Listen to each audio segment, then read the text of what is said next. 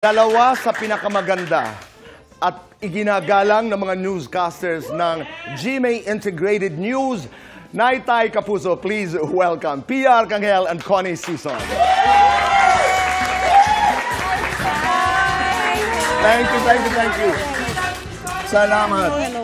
Thank you for Salamat, Rubinia. Salamat. Thank you. Maraming salamat. Anong pelikula ang inyong ipinupromote? Connie ka muna. Wala masyado pa ngayon. Taping pa kami, Tita Boy. Maganda yun, di ba? At mahirap talaga umarte sa mga panahon ganito na ang panahon ay hindi maganda. But, you know, news is a serious business. But there must be funny moments on and off cam. Marami. Connie, katulad ng...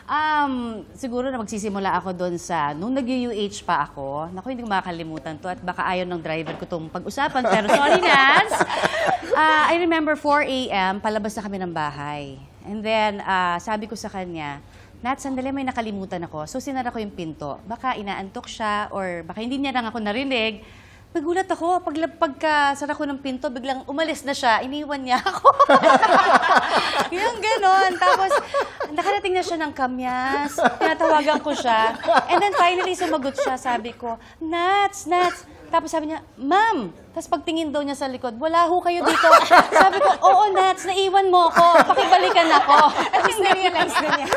Oo, ang funny doon, that was about mga 7 years ago. Pero mga last week lang, naulit po yun. Yun, yung mga ganon. Talagang may mga funny moments and then of course pagka nababalikan, hindi lang syempre dun sa sa amin sa driver and pati sa mismong coverages. At si Pia meron din yan. Ikaw, Pia. You know, ang hirap pag-isipan, Tito Boy, before coming here kasi parang sa dami ng na-cover na. But then, ang naalala ko is kasi nga umuulan ngayon. And sa news, very strict kami na, syempre, di ba, ayaw naman natin nagkakasakit. So, very strict na bawal lumusong na hindi nakabota or hindi naka-waders. So, meron kaming rule. At saka ako rin, parang as much as possible, pag lagpas sa bota, hindi pwedeng lumusong, di ba? Lampas sa bota, ang tubig. Ang tubig. Okay. So, kailangan, kasi syempre, paprotect namin, hindi mo alam kung may sugat ka or wala. So, may isa kaming coverage several years ago, dyan sa QC. Sabi ng cameraman ko, nandun, may mga stranded. Sabi ko, naku, paano yan? Eh, syempre sa akin, mababa pa lang, mataas na yung... Mababa lang ang tubig, pero sa akin, mataas na yun, di ba, Tita Bot?